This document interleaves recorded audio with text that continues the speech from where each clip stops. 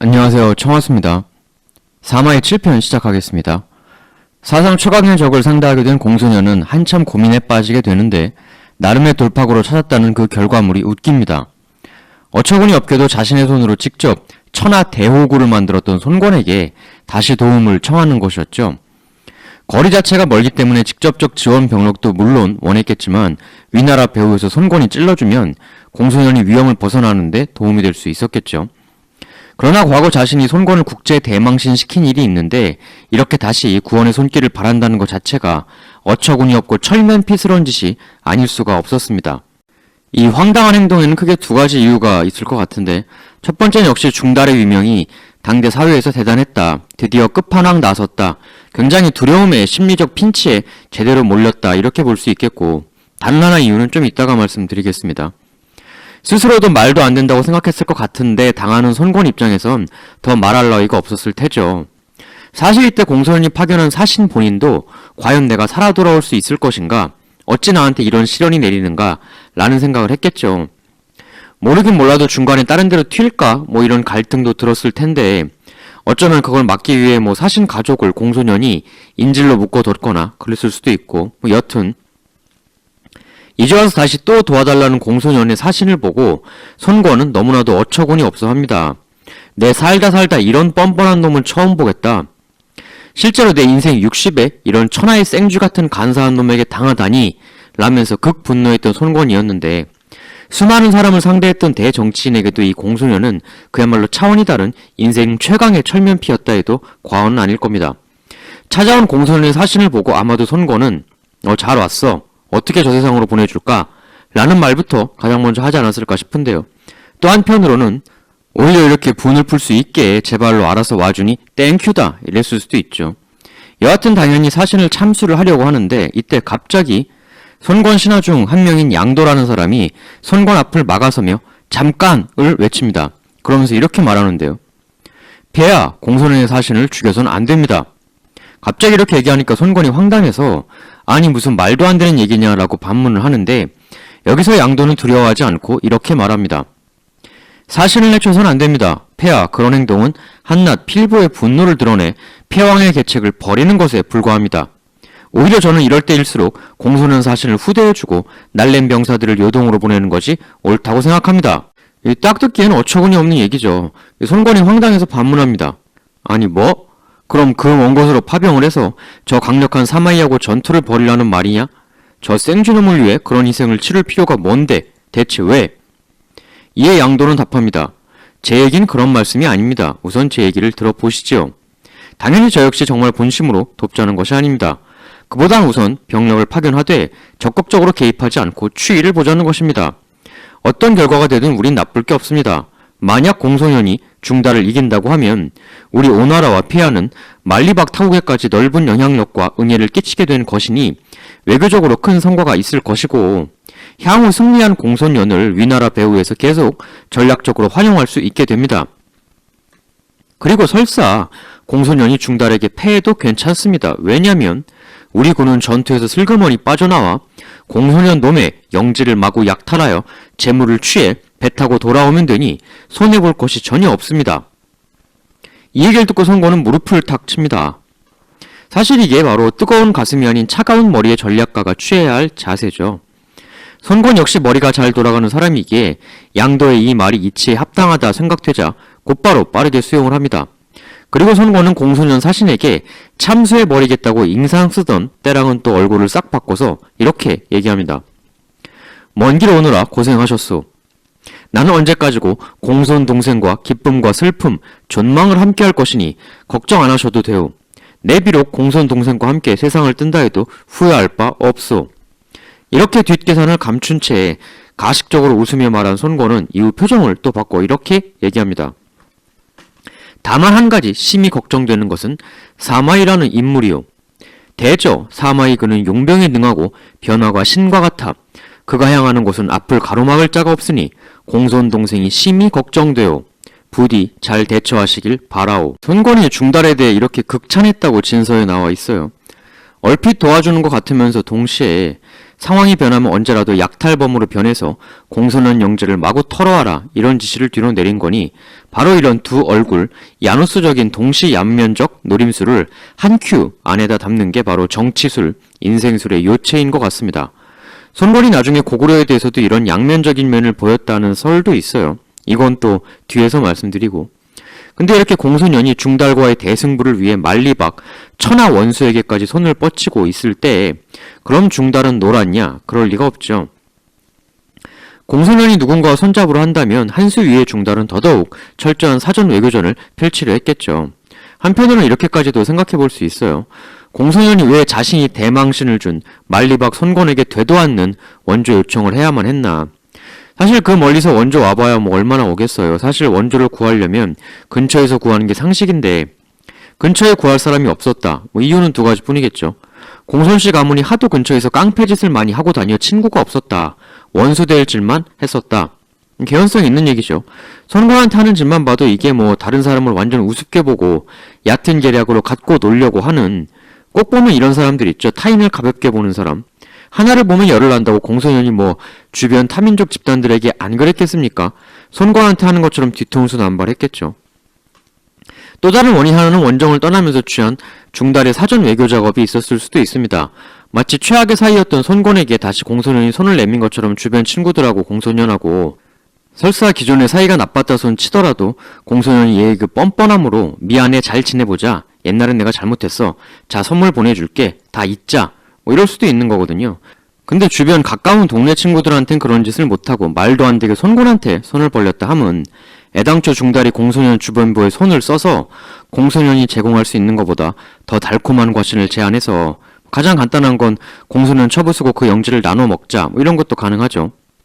공소년의 황당무계하고 비정상적인 외교 이면에는 중달의 사전 작업으로 인한 외교적 고립 있었을 수 있고, 그래서 공소년 토벌에는 두 가지 관점이 존재하는 거죠. 중달 개인의 원맨쇼 플레이에 의해 토벌된 것이다.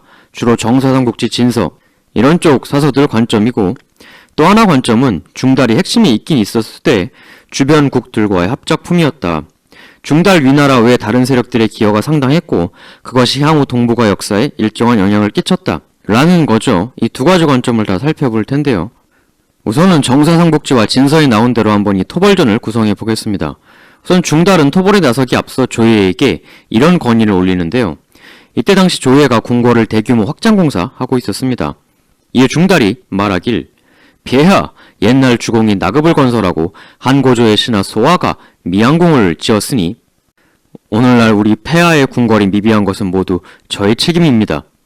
허나 지금 하수 이북 백성들이 궁핍하고 노역이 많아 나라를 이끌어가며 이들을 함께 데리고 가기 어려우니 일단 궁궐 확장 공사를 잠시 멈추어 지금 이 한때의 위급함을 풀어주어야 할 걸로 보입니다. 참 중달이 생각을 다방면으로 철저히 하는 사람인 게, 사실 전쟁이라는 게 장수간의 지략이나 병력 싸움이라고 보지만 대부분의 경우는 경제력 싸움이거든요. 경제력 탄탄한 쪽이 이기는 경우가 많죠. 물론 아닌 경우도 있지만 상당히 예외적인 거고, 이 전쟁이라는 게 그야말로 돈 먹는 하마 아닙니까? 소금, 철 판매를 국가가 독점함으로써 엄청난 부를 축적한 한 문제 당시 한나라 정부가 대흉노 전쟁 벌리고 나니까 그 엄청난 돈 사라지는 거 그야말로 순간이지 않았습니까? 혹여 중달의 공소년 토벌전이 예상 범위 이상의 장기화가 된다면 과거 제갈량이 한 것과 같은 추가적인 군용 수단이 지속적으로 이루어져야 했을 것이고, 활이나 각종 군수품 계속 대줘야 하죠. 엄청난 국가 경제력이 필요한데 궁궐 공사로 돈 다 써버리면 원정 나간 군대의 뒷심이 너무 딸리게 되죠. 이 건의를 한 후 중달은 우금, 호준 등과 함께 약 4만의 병력을 거느리고 당당히 출정을 합니다. 조예는 이 원정에 대해 상당한 예우를 해줍니다. 진서에 따르면 사마이가 추도를 출발할 때 임금의 수레가 이를 전송했고 동생 사마부, 사마사에게 명해 이 5년을 지나게 하고, 5년은 중달 고향이죠. 곡식과 비단, 소와 술을 하사하며 군수 이하 모든 관원들에게 사마이 부대를 방문하도록 명했다. 아주 중달의 면을 제대로 세워주는 모습이죠. 조예가 보면 참 이걸 잘해요. 예전 장합이나 학소에 대해서도 조예가 상당히 칭찬도 많이 해주고 그들을 존중 예우하고, 그러니까 부하 귀한 줄 아는 리더였던 거죠. 부하 귀한 줄 모르는 리더들이 있어요. 마구 인격모독하고 그런 이들이 오늘날에도 천지인데, 아니 조예가 황제인데도 뭐 하나 시킬 때 이렇게 부하들을 치켜 세우고 대접해 주는데 오늘날 어떤 리더들은 뭐 회사 부장이다, 상무다, 사장이다, 자기들이 높다고 생각할지 모르지만 황제에 비하면야 높다고 할 수 있겠습니까? 나라 최고의 황제도 이렇게 부하를 귀히 대접했는데 오늘날의 리더들은 어떤가? 좋은 리더의 제1조건은 부하 귀한 줄 아는 것이다 라는 거죠. 이런 대접을 받으며 출정하는 중달은 일단 부대를 이끌고 고향에서 잠시 머뭅니다. 그러면서 동네 어르신 및 자기 옛날 고향 친구들을 다 불러 모아서 큰 잔치를 벌이죠. 여기서 중달이 불렀다는 노래가 남아있어 한번 보겠습니다. 진서, 사마이는 고향인 온현에서 마을 어르신과의 친구들을 만나 여러 날 동안 잔치를 열었다. 이에 사마이는 탄식하고 창연해하다 감흥이 일자 노래를 읊었다. 천지가 개벽하여 해와 달이 다시 빛나는구나. 좋은 기회를 만나 힘을 다해 멀리 원정하노니 장차 묻 더러운 것들을 쓸어 없애고 돌아와 고향을 지나겠노라. 만리를 깨끗이 하고 온 세상을 통일하리니 공이 이루어진 것을 보고한 뒤엔 관직에서 물러나 일개의 노부로 돌아와 무양에서 내 삶의 죗값을 기다리겠노라.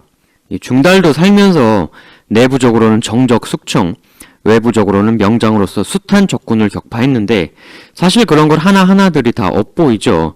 물론 불가피했다고 하면 할 수도 있겠지만 그래도 승자로서의 일말의 양심의 가책, 그런 거는 늘 가지고 살고 있었던 것 같아요. 나름 인간적인 면이 있는 거죠. 물론 중달이 스스로 말한 그 죗값은 추후 중달 본인이 아니라 자신의 후손들이 아주 어마어마하게 치르게 되죠. 나중에 중달 자손들이 겪은 어마어마한 비극이 과연 그가 저지른 짓에 대한 합당한 업보인 건지 부족한 건지 아니면 과한 건지 그건 잘 모르겠습니다. 뒤 역사도 다 아니까 전 중달이 삼국지 최후의 승자다.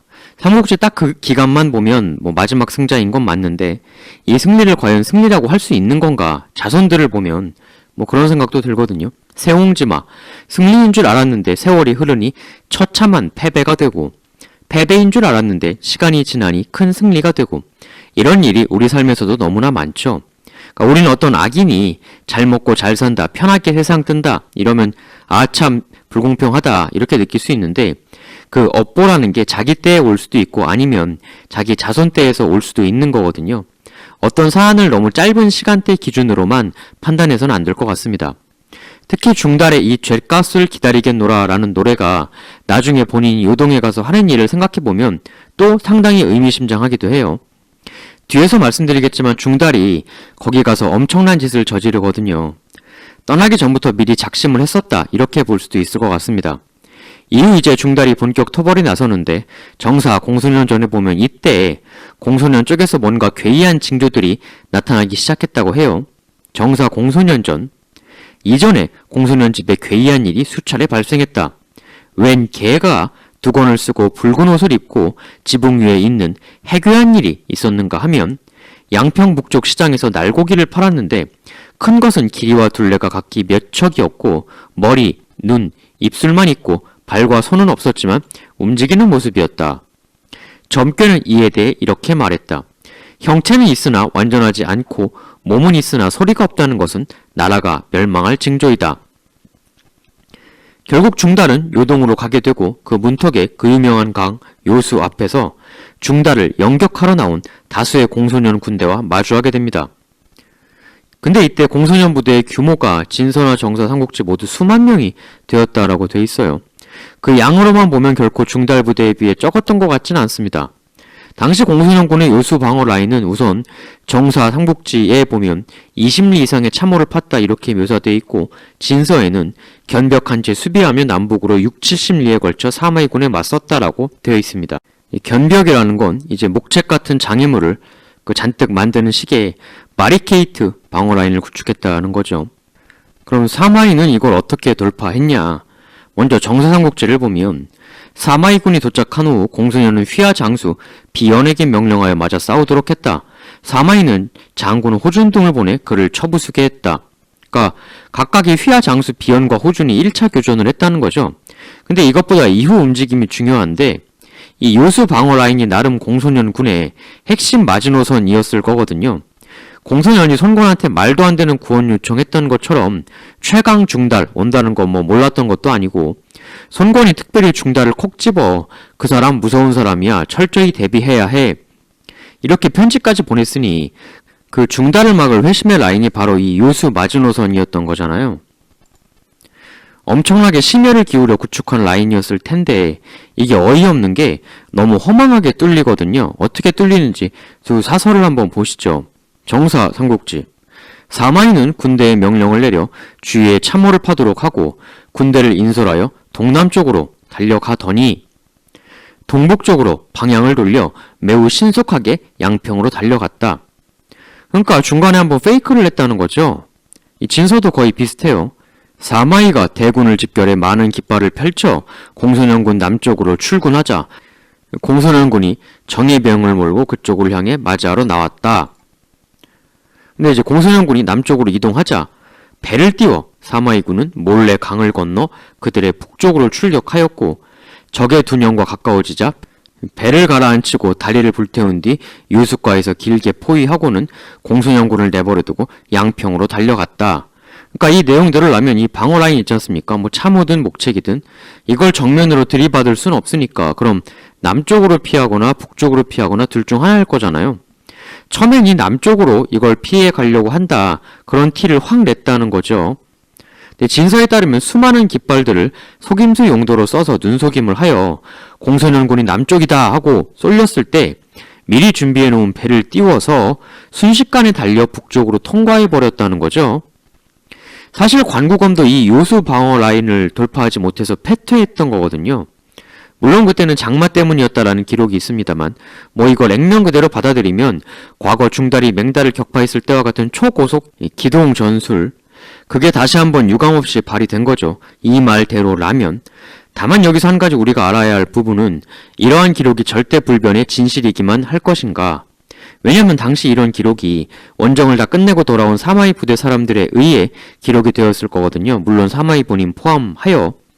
일단 상식적으로 좀 의아한 부분이 이 공소년 부대가 힘들게 만들어 놓은 뭐 20리든 70리든 바리케이트 혹은 참호 이 방어 라인이 완전히 쓸모가 없어진 거거든요. 왜 이렇게 쓸모없이 순식간에 무력화될 헛공사를 그렇게 고생하며 했을까? 바리케이트라는 건 그 길로 지나갈 수밖에 없을 때 위력을 발휘하는 거잖아요. 근데 충분히 비껴갈 수 있다면 그걸 쓸데없이 왜 만들었는지 알 수가 없는 것이죠. 바보도 아니고. 아니면 이 바리케이트가 이랬을 수 있죠. 이렇게 강을 못 넘어오게 막는 게 아니라 이런 식 그냥 자신의 부대를 전체적으로 지키기 위한 목책과 참호들 뭐 이거였을 수도 있죠. 뭐 어쨌든 간에 사마이 부대는 1차적 난관이었던 요수 도강을 성공했고 여기서 또 하나 공소년 부대의 예측을 다시 한번 뛰어넘는 움직임을 보여주게 되죠. 도강하고 이 대치하던 부대하고 싸우는 게 아니라 바로 공소년의 본거지인 양평성으로 내달리기 시작한 거죠.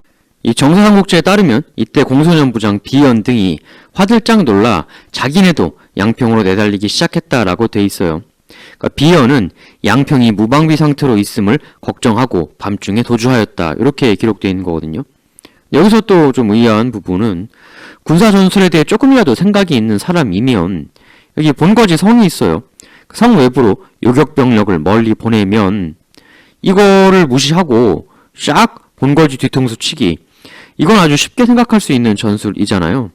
근데 이거를 전혀 예상을 못했다는 거거든요. 그러니까 전반적으로 보면 자신이 대혹으로 만든 선권에게 헬프를 요청할 정도로 절박했던 사람의 전략이라고는 보이지 않는 뭔가 좀 이해가 안 되고 너무나 허술하고 구멍이 숭숭 뚫린 움직임의 연속이었던 거죠. 그리고 이후 설명되는 진서의 묘사도 조금 이상한 부분이 있어요.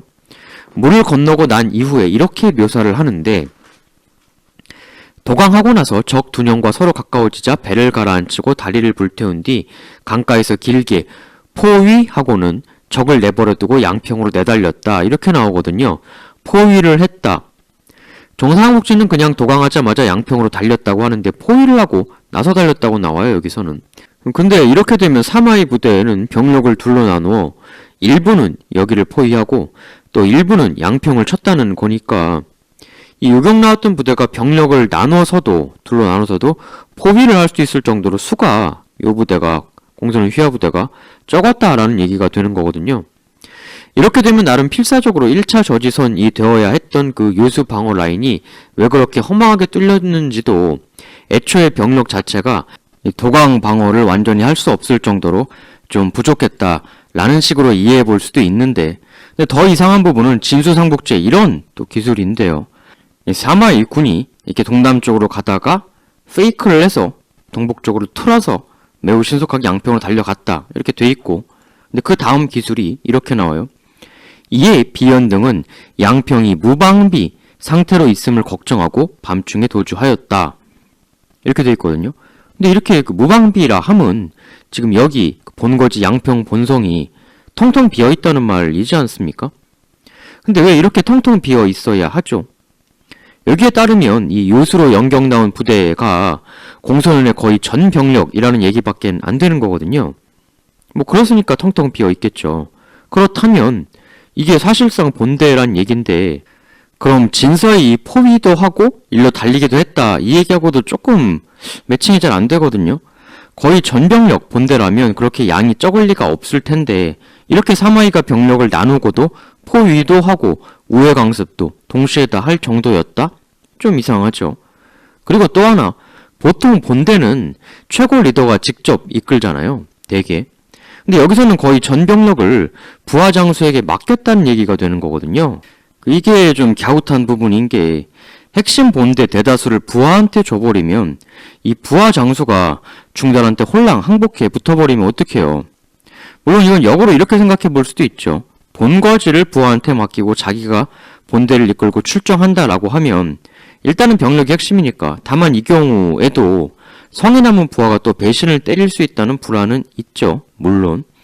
그래서 이런 양면적 딜레마가 있기 때문에 보통은 어떻게 하냐, 적벽대전을 봐도 그렇죠. 손권군의 운영 보면 그 절박한 싸움을 앞두고도 손권이 주유한테 병력을 다 주지 않죠. 손권 본대 1만, 주유 1만, 정보 1만 이렇게 나눠서 주지 않습니까? 근데 손권하고 주유 사이가 어디 보통 사이입니까? 손권 어머니 오국태가 손권한테 권아, 넌 주유를 형으로 여기거라 라 했을 정도로 극도로 가까운 신뢰 사이임에도 불구하고 자신의 본대 중군만은 내주지 않았단 말이에요. 그 절박한 상황에서도. 근데 이게 사실 어떻게 보면 권력의 생리이죠. 제 아무리 의형제급이라 해도 걔한테 병력 다 줘버리면 걔가 뒤통수 치고 배신하면 어떡해요. 답이 없잖아요. 끝나는 거 아닙니까? 이런 생각을 안 할 수가 없는 거거든요. 근데 자기가 있는 양평은 텅텅 비워놓고 부하장수에게 거의 정병력을 다 내줬다? 그래서 본거지가 그렇게 비어있었던 거다? 이게 좀 묘한 부분이죠. 아니 뭐 중달이 하도 무서우니까 그래 전병력 특별 케이스로 다 줬다 그럴 수도 있다고 치죠. 근데 그렇다고 해도 정말 이해 안 될 정도로 희한한 부분은, 혹시 말씀드렸듯 이런 식으로 양평으로 그 요 병력을 나온 병력 무시하고 내달리는 패싱 전략, 왜 이걸 전혀 생각을 못한 것인가. 적벽대 선권이 그랬던 것처럼 본대에는, 본거지는 그래도 일정 병력이 있어야 해요. 만일 이 패싱 전략을 완전히 무시할 수 있는 상황이라면 1. 이 패싱을 쓰면 지들이 망하는 건데 어떻게 쓰겠어? 말이 안 되지. 그러니까 예를 들어서 본거지에도 어느 정도 병력이 남아있고, 그래서 설사 패싱하고 본성을 먼저 쳐도 우회로 이 성에서 어느 정도 버티는 게 가능하고, 그 와중에 나간 병력이 다시 되돌아와서 샌드위치를 쳐버리는, 뭐 이렇게 된다면 패싱 전략을 그제서야 배제를 할 수 있겠죠. 그런 조건이 된다면. 다만 기록처럼 양평이 텅텅 빈 상황이었다면 이런 샌드위치 전략을 쓸 수가 없지요. 그래서 사실은 이런 시나리오가 나오는 거예요. 당시 전투 때 공소년을 친 군세가 오직 중달 부대만 있었던 것이 아니었다. 사마이를 요격하러 일부 병력을 보냈다. 이렇게. 근데 이제 왕이 모든 병력을 홀라당 100% 한 사람, 한 군세에게 다 준다? 굉장히 드문 경우거든요. 그래서 이렇게 1차 요격 부대를 보냈는데 예상치 못하게 전혀 다른 방향에서 또 다른 세력이 나타났다. 그래서 이 제2의 적을 막기 위해 또 본거지 병력을 추가적 외부 차출을 해야만 했었다. 하여 본거지 양평성엔 정상적 1대1 흐름이라면 나오기 힘든 이상하고 거대한 병력 공백 상태가 벌어지게 된 게 아니었겠느냐. 이 공소년 세력이 굉장히 작지 않았거든요. 원천적으로 나름 요동의 강자였는데, 그래서 공소년 전체 병력이 여기저기 더 나뉠 수밖에 없는 제3세력의 존재가 있었던 것이 아닌가. 그럼 그 의문의 제3세력은 대체 누구이냐? 그건 뒤에서 말씀을 드리기로 하고, 일단은 진서를 조금 더 마저 따라가 보도록 하죠. 역시나 중달 부대가 패싱 전략을 쓰니까 공소년 휘하 부대가 그 뒤를 서둘러 이렇게 따라왔다는 거죠. 다만 중달은 그 따라오는 움직임을 이미 예측하고 있어서 추격하는 적 병력을 그대로 역격하여 3번이나 격파했다고 합니다.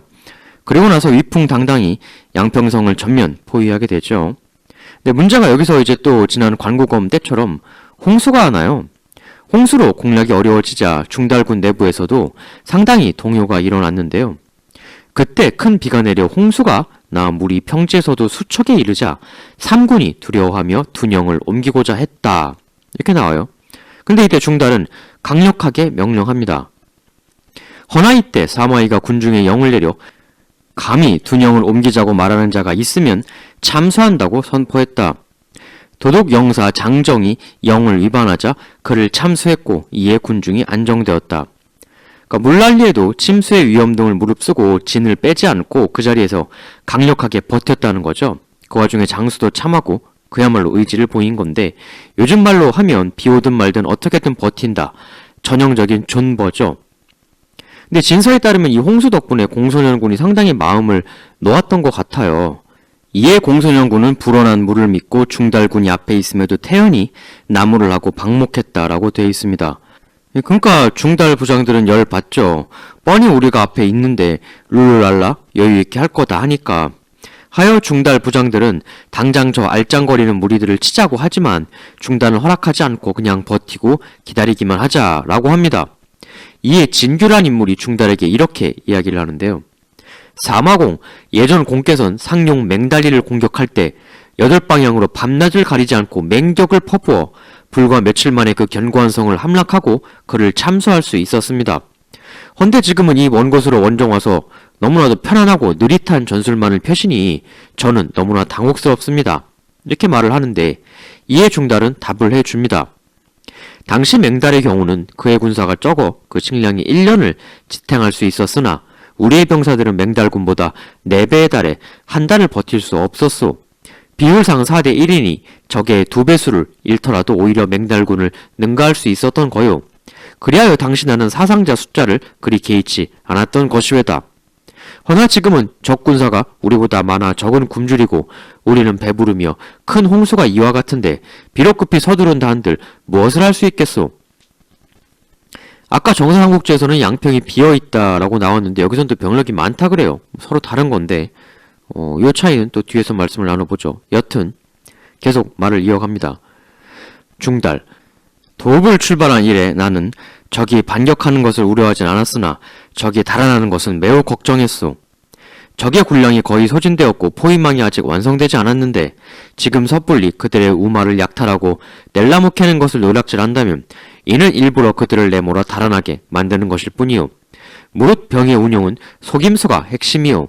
또 그때그때 상황의 변화에 유연하게 대처해야 하오. 적이 그들의 군사수 많음과 홍수를 믿고 비록 군량이 떨어져가도 항복하려 들질 않으니 우리는 응당 무능함을 가장하여 그들을 더욱 방심케 만들어 달아나지 못하도록 해야 하오. 그러니까 중달 입장에서는 제일 두려웠던 게 적이 도망가는 것이었다는 거죠.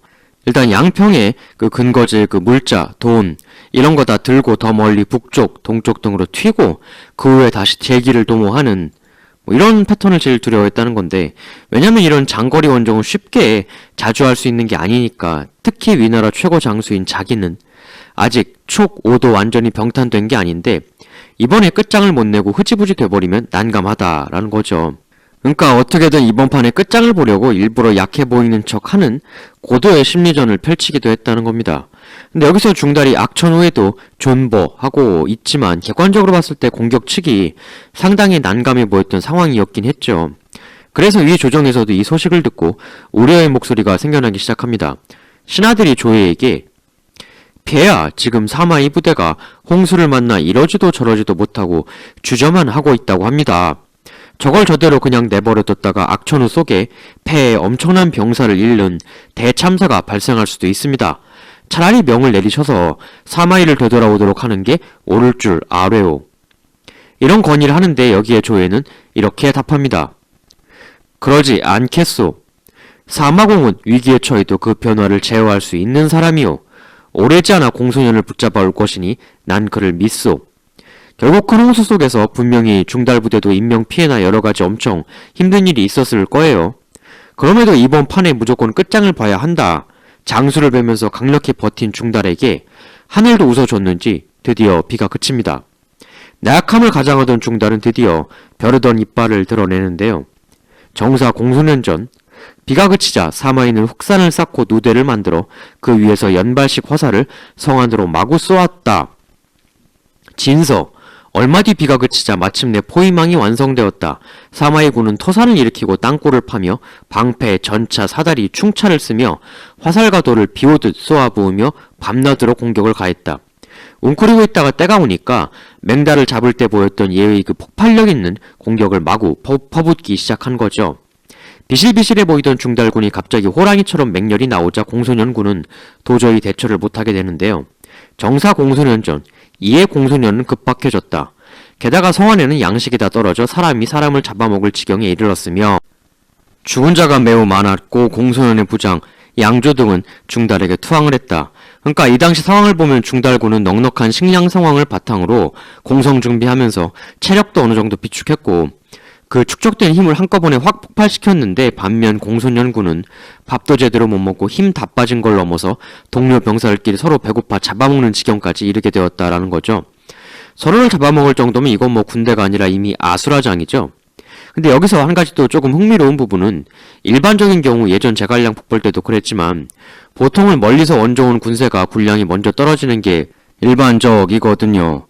근데 의아한 건 공소년이 중달 온다는 거 모르지도 않았는데 군량이나 농성 준비가 왜 이렇게 안 되어 있었냐. 대단히 이상한 부분이죠. 아니 뭐 생각 없이 사는 바보도 아니고 왜 그랬을까. 그러니까 농성은 최초부터 생각을 안 했다는 거예요. 전략 짤 때. 이 얘기는 곧 말씀드린 요수 방어 라인 여기서 반드시 막을 수 있었다. 여기서 막아야 했다. 라는 게 공소년군의 상당히 절대적인 기본 컨셉이었다는 거죠. 요수 라인에서 반드시 막을 거라고 생각했기에 이렇게 농성 준비가 어설펐다. 라고밖에 보기 어렵죠. 근데 농성 전혀 준비 안 했을 정도로 강력히 믿었던 요수 라인이 왜 이렇게 막상 닥치니 허술했나. 그래서 말씀드린 제3세력, 이 군세가 전혀 반대 방향에서 예상치 못하게 강하게 쳐들어왔기에 이 요수 라인을 더 견고하게 지켰어야 할 공소년 부대 상당수가 반대쪽으로 넘어가게 되었던 거 아니냐. 그래서 중달이 이렇게 편하게 양평성까지 도달할 수 있었다라는 관점도 있는 거죠. 정사에는 8월 7일 묘한 일이 벌어졌다고 나옵니다. 길이가 수십 장 되는 유성이 수산의 동북쪽에서 양평성 동남쪽으로 떨어졌다. 뭔가 삼국지 연의에 나오는 제갈량 최후를 떠올리게 하는 장면인데요. 여긴 사서인데 이런 게 나옵니다. 결국 이 불길한 징조 이후 23일 공소년 군대는 허물어지고 공소년은 아들과 함께 수백 기병들을 데리고 포위를 뚫고 동남쪽으로 도망갔다. 사마이가 이를 급습하여 유성이 떨어진 바로 그곳에서 공소년 부자를 죽였다라고 돼 있고요. 근데 이 이후에 사마이가 굉장히 잔혹한 짓을 좀 저지릅니다. 공소년전 보면 성이 함락된 후 상국 이하 수천 명을 참수시켰으며 공소년의 머리를 낙양으로 보냈으니 요동군, 대방군, 낙랑군, 현도군은 전부 평정되었다. 이렇게 기록되어 있습니다. 참고로 볼모로 위에 잡혀있던 애꿎은 공소년의 형 공손황도 처형을 당하고 맙니다. 그야말로 멸문이죠. 이게 이제 소위 정사로 불리는 진수삼국지와 진서에 따른 공소년 토벌전의 모습인데요. 이 의문들을 좀 정리해보면 1. 양평성 공성 대비 전혀 안 할 정도로 나름 신뢰의 방어라인 있던 요수라인 왜 이렇게 허망하게 뚫렸나. 2. 공소년군은 대체 농성 준비가 왜 그렇게 안 되어 있었나. 그리고 왜 그렇게 병력이 전체적으로 적었나. 전반적으로 공소년 세력이 연왕을 자칭했을 정도로 상당히 강력했는데 이렇게 어떻게 힘 한 번 제대로 못 써보고 매가리 없이 무너지게 되었는가 해서 이런 부분에 대해 아까 말씀드린 제3세력의 추가 개입설 그런 관점으로 이 요동토벌전을 서술한 분이 계셨으니 바로 단재 신치호 선생님이시죠. 이 단재 선생님의 조선상고사를 보면 이때 고구려가 공소년 토벌전에 상당히 깊숙하게 개입을 했다고 나옵니다. 그럼 이제 왜 개입을 했냐? 당시 고구려 왕이 동천왕인데요. 이 동천왕 아버지가 산상왕인데 이 산상왕이 당시 같은 형제였던 고발기라는 인물하고 왕권을 두고 다툼을 벌였죠. 이때 고발기가 공손씨 쪽에 헬프를 요청합니다. 그래서 고발기 플러스 공손씨 세력하고 산상왕 연우하고 한판 붙는데 여기서 고발기가 져요. 그리고 이 승자 산상왕 연우의 아들이 바로 중달 원정 당시의 동천왕이었던 거죠. 자기 아버지를 몰아내려고 했던 공손씨에 대해 동천왕이 좋아할 턱이 없었으니 공손연이 중달의 핀치에 몰렸을 때 기회는 찬스다 하고 동천왕이 동쪽에서 강습을 함께 가해줬다라는 썰인 거죠. 그럼 단지의 신채호 선생님께서는 당시 중달의 토벌전을 어떻게 보셨는지 구체적으로 한번 살펴보시죠. 일단 이전에 손권이 공손연에게 당한 희대의 호구 외교, 그를 통해 손권 사신이 공손연의 추격에 쫓겨 고구려로 넘어간 말씀은 드렸죠. 그때 이제 동천왕하고 손권이 외교를 맺게 되지 않습니까? 근데 나중에 또 뜬금없이 손권의 사신을 동천왕이 베어서 위나라로 보내잖아요. 이게 일반적으로는 동천왕이 가까이에 있는 위나라와 오나라가 적국이라는 걸 간파해서 가까이에 있는 위나라가 뭐 하려고 가까이 있는 나라하고 안 좋고 먼 나라랑 가까이 지내냐, 공손씨랑도 가뜩이나 사이 안 좋은데 이래서 배웠다고들 많이 하는데 단재 선생님은 이 고구려의 입장 변화 과정에 대해 아주 디테일한 이유를 제시하고 계십니다. 우선 고구려 쪽에서도 오나라랑 계속 예물 주고받으면서 사신 왕래를 했을 거 아닙니까? 근데 오나라로 간 고구려 사신이 돌아와서 이런 보고를 하는데요. 실제로 오나라를 가보니 그곳 수군은 매우 허약해서 우리와 함께 공소년을 칠 수준이 도저히 되지 못했습니다. 허나 그럼에도 오나라 손권은 마치 공손씨 공세에 협응할 수 있는 것처럼 그간 허장성세를 부려왔던 것으로 인 우리 고구려에게 후한 예물을 받아먹으려는 사기에 불과했던 것임이 밝혀졌습니다. 또 손권은 우리한테 겉으론 공손한 척 꾸미고 있으나 그들 국내적으로는 우리 오나라가 동일을 정벌했고 그래서 저들이 우리에게 조공을 바쳐오는 것이다 라고 거짓 선전을 해대고 있었습니다. 이 보고를 듣고 동천왕이 그야말로 대노했다라는 거죠. 그래서 동천왕은 오해 적국인 위나라에 밀서를 보내 조예와 공수동맹을 체결하게 되었다라는 것입니다. 그러니까 동천왕이 밑도 끝도 없이 손권을 배반한 게 아니라는 거죠. 단재 선생님은 또 당시 위나라 조예와 동천왕 사이의 협약 내용에 대해서도 말씀 주고 계신데요. 1. 고구려가 공손씨를 칠 때 위나라는 협공해준다. 2. 위나라가 오나라를 칠 시에는 역시 또 고구려가 오나라에 원정군을 파견해준다. 그리고 양국을 멸하고 나면 요동은 고구려가 갖고 강남 오나라는 위나라가 갖는다. 이런 협정을 맺었다는 것입니다. 그리고 동천왕은 오나라 사신 목을 베어서 조이에게 보내게 되죠.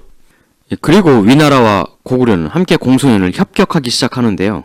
우선 관고검이 먼저 쳐들어갔던 237년의 일입니다. 단재 선생님에 따르면 이때 고구려는 명림 어수둥 인물에게 수만의 병력을 이끌게 하여 관고검과 협격을 하게 되죠. 근데 공소년은 관고검 쪽은 비연, 고구려 쪽은 곽흔 등의 장수를 보내 막아내는데요. 이때의 전황에 대해서 먼저 관고검 쪽이 먼저 패퇴를 하고 그에 따라 공소년군이 병력을 반대쪽 고구려 방향으로 다 돌려서 전력에 방어를 하게 되었기에 고구려도 결국 물러날 수밖에 없었다라는 과정으로 보고 계십니다. 이듬해 위나라는 중달을 파견하게 되죠. 여기까지는 똑같이 보시는데 단 이때 규모를 진서와는 달리 10만의 병력이었다라고 말씀하시고요. 이렇게 된 건 10만이 다 중달 부대가 아니라 당시 위나라 군대가 투톱 형태였다는 거죠. 관구검과 중달. 아까 우리가 좀 의아했던 부분이 있지 않습니까? 왜 요수 방어 라인이 그렇게 허망하게 돌파당했을까? 중달의 페이크 때문에? 뭔가 석연치가 않았는데 단재 선생님은 명쾌하게 설명을 하세요. 관구검이 공소년의 부장인 비연하고 싸우고 있었고 그렇게 묶어주는 와중에 중달이 북쪽으로 삥 돌아 양평 본거지를 바로 강습한 것이다. 그리고 당시 양평이 왜 이렇게 허술했고 비연이 왜 그리 허둥지둥 양평으로 백할 수밖에 없었냐. 그건 본래 양평에 있어야 할 또 하나의 부대가 고구려군을 막으러 나가 있었기 때문에 그렇게 뻥뻥 비어 있었고 허술했던 것이다. 즉 전반적으로 공소년이 너무 허망하게 무너진 것에 대해서도 고구려가 공소년 후방에서 강한 압박을 가해줬기 때문이다 라고 말씀을 주고 계신 거죠. 근데 단재 선생님 말씀만 이렇게 소개를 해드리면 무조건 소설이다, 역사가 아니다 이렇게 비난하시는 분들이 계신데요. 이 말씀 주신 부분은 정사 쪽 자료에서도 근거를 찾을 수가 있습니다. 정사삼국지 독리전을 보면 경초 2년에 태위 사마이가 무리를 이끌고 공소년을 토벌하니 동천왕이에요. 동천왕이 주부와 대가를 보내 수천인을 거느리고 군을 돕게 하였다. 라고 명확하게 나와 있어요. 공소년 토벌전 고구려 개입 설은 분명히 정사 쪽 사서에도 분명히 나와 있는 내용이라는 거죠. 그리고 진수삼국지나 진서 쪽에는 이 요수 방어라인이 허망하게 뚫린 이유가 사마이가 남쪽으로 가는 척하다가 북쪽으로 틀었다는, 즉 페이크 때문에 허망하게 뚫렸다는 얘기, 이렇게 돼 있는데, 아니 근데 이게 무슨 축구시합에서 메시가 드리블 페이크하는 것도 아니고 수만 명이 중무장 무기를 들고 배까지 타고 넘어가는 건데, 호날두가 드리블 페이크하는 것처럼 이렇게 쇼쇼 넘어가는 게 쉽겠느냐. 물론 전사에 보면 도강을 적병력에 걸리지 않고 성공하는 사례가 있죠. 있습니다. 뭐 대표적으로 알렉산드로스 대왕의 사례 같은 게 있긴 있죠. 뭐 가능은 합니다. 다만 보기에 진수삼국지 진서의 그 수만 부대가 드리블 페이크로 넘어갔다라는 거 하고, 관구검이 묶어두고 사마이가 위로 넘어갔다라고 말씀하시는 단재 선생님 견해하고 어느 쪽이 좀 더 그 말이 돼 보이는가, 합리적으로 보이는가라는 부분이죠. 단재 선생님 말씀은 고구려의 개입으로 공소년 부대의 중달 쪽 및 양평 라인 쪽에 병력 부족이 생길 수밖에 없었고, 그를 통해 위군 투톱 관구검이 1군으로 비현 부대를 묶어두고 있는 사이에 중달이 북쪽으로 휙 우회기동할 수 있는 여유가 생겼다. 진수삼국지에 따르면 이때 비현이 양평이 무방비라고 생각해서 허둥지둥 타각했다고 이렇게 나와 있는데, 본거지에 충분한 병력이 있다면 그래도 성이란 게 요새인데 좀만 중달을 버텨주면 오히려 이건 찬스일 수도 있는 거거든요. 각계격파. 여기서 강이라는 지형의 우위를 바탕으로 관구검 격파하고 여유있게 되돌려서 중달을 양평성 본대하고 이렇게 샌드위치 하는. 근데 이제 여기가 텅텅 비었다는 거는 뭔가의 병력 공백을 심각하게 부를 제3세력의 존재 말고는 설명이 잘 안 된다. 그리고 그거는 정사 삼국지 동의 전에 고구려 동천왕이 수천 기를 보냈다는 기록으로도 또 설명이 된다. 즉 당시 공소년 토벌전은 오로지 정사 쪽, 진서 쪽 사서에는 중달의 현란한 드리블 원맨쇼인 듯으로만 기록되어 있지만 실상은 고구려의 역할이 상당했다라는 거죠. 결과적으로 단재 선생님이 이게 견해이십니다. 다만 이 부분에 대해서는 아까 진서에서는 중달이 적병력이 많아 배고프고 우린 적어서 배부르다 이런 발언을 한 게 나왔죠. 근데 이제 또 정사삼국지에서는 양평이 무방비였다라고 해서 이 말이 이제 상호 모순이 되는 거거든요. 진서하고. 그러니까 설사 정사의 고구려군 수천 개가 협봉했다라는 내용이 있긴 있지만 양평 병력이 진서에서는 중달이 자기 입으로 많다라고 했잖아요. 그래서 그걸 봐서는 별 힘이 못 된 게 아니냐. 그리고 양평이 생각보다 텅텅 비어있지가 않았다. 이렇게 또 반론할 수도 있겠죠. 그래서 반대의 결론으로 고구려 역할이 별로 없었다라고 또 강하게 주장할 수도 있으시겠죠. 또 그렇게 주장하실 분들은 뭐 그렇게 주장할 수도 있습니다. 이런 부분은 또 하나 또 생각해 볼 수가 있어요. 그거에 대한 또 역반론을 한번 생각을 해보면 아무래도 이 후대 사회가 그 사마시의 진나라 사회에서 당시를 다루는 사서들이 이제 쓰여졌던 거 아닙니까? 진수의 삼국지도. 뭐 사마이의 그 메시도 울고 갈 현란한 페이크도 그렇고 공손씨 부대가 많았지만 중달이 압살했다라는 식의 기록도 그렇고 약간 중달을 띄워주기 위한 거품이 들어간 게 아니냐라는 해석도 한번 해볼 수는 있겠죠. 뭐 어떤 쪽을 선택하시든 간에 여러분들이 하시면 될 것 같습니다. 뭐 역할의 크기에 논란이 있을 뿐 여하튼 고구려가 병을 파병한 건 사실이고 이렇게 한때 손잡았던 고구려와 위나라이지만 아시다시피 사이가 다시 틀어져 관구건 vs 동천왕의 건곤일척 대승부가 후일 또 펼쳐지게 되죠. 이 승부는 정사 쪽 기록에 따르면 고구려가 먼저 위나라를 공격했다라고 했는데 왜 고구려가 밑도 끝도 없이 공격을 위나라를 했는지가 설명이 좀 잘 안 돼 있어가지고 그냥 오로지 그 내용만 보면 고구려가 괜히 시비나 걸고 다니는 만주 깡패인가? 라고 생각할 수도 있는데 이에 대해 단재 선생님은 당연히 고구려가 병력을 보냈으니 공소년 멸망 후 그에 대한 일정한 보상이 있어야 하는데 위나라가 그걸 안 준 거다. 그래서 동천왕이 분노의 강습을 가한 것이다. 이런 배후 동기라고 보고 계신 거죠. 여하튼 이렇게 해서 공소년 토벌전 역시도 그의 명성답게 완승으로 마무리를 거둔 중달이었습니다. 그 정사 선제기에 따르면 이때 중달은 성안에 15세 이상 남성 7,000명을 주륙하고 경관을 쌓았다라고 되어 있어요. 경관이라는 건 인고를 쌓아 탑으로 만든 거죠. 정복자들이 잘 하는 건데 또 공소년이 임명한 관리들을 모두 처형하고 2,000여 명을 추가 주륙했다. 4만 호 30몇만 구를 거두었다라고 기록되어 있습니다. 떠나기 전에 중달이 늙어 은퇴한 후 스스로의 죄값을 기다리겠다라는 노래를 불렀는데 이렇게 되리라는 걸 본인도 예상을 했었겠지요. 중달이 향후 고평령 때도 그렇지만 냉정할 땐 정말 사정없이 냉정했던 사람이고 그런 부분 때문에 사실 역사의 평가가 박할 수밖에 없죠. 여하튼 완벽한 승리를 거둔 중달이었는데요. 그러나 이후 중달 및 위나라의 역사에 또 하나의 경랑이 몰아치게 되죠. 중달이 양평에 도착했었을 때 이제 꿈을 하나 꿨던 게 있습니다. 황제 조예가 자신의 무릎을 베고 누워있는 꿈이었는데 그 얼굴을 보니까 뭔가 평소하고는 다른 이상한 얼굴로 느껴졌다는 거죠. 그 후 공소년 병탄하고 돌아가는 길에 희한하게도 황제가 직접 쓴 편지가 중달에게 도달하는데 무려 3일 동안 5통이나 마구 편지가 옵니다. 해당 편지는 이런 내용이었습니다. 그동안 두렵고 불안해하며 사마공 그대가 도착하길 기다리고 있으니 도착하거든 곧바로 문을 밀치고 들어와 바로 나를 만나도록 하라. 이 편지를 받고 중달은 크게 두려워했다라고 기록되어 있어요. 하여 400리나 되는 길을 초고속으로 1박 2일 만에 주파해서 황제 조예를 찾아가게 됩니다. 이 이후의 이야기는 다음 편에서 또 마저 이어나가도록 하겠습니다. 여러분들 댓글 써주시는 거 제가 다 그에 대한 일일이 답글 못 써드리는 거 정말 죄송하게 생각을 합니다. 근데 그게 또 시간도 많이 걸리는 부분도 있고 해가지고 다 답글을 좀 못 써드리고 제가 또 이것만 하는 게 아니라 또 생업이 또 있잖아요. 그래서 답글 다 못 써드리는 거 정말 죄송스럽게 생각하지만 다 읽어보고 또 이렇게 좋은 말씀 주시는 거 정말 감사하게 마음에 잘 새기고 있습니다. 여러 가지 도움 주시는 부분에 대해서 정말 너무나 깊이 감사드린다는 말씀 또 재차 드리면서 다음에 또 내용을 더 잘 만들어 올리도록 하겠습니다.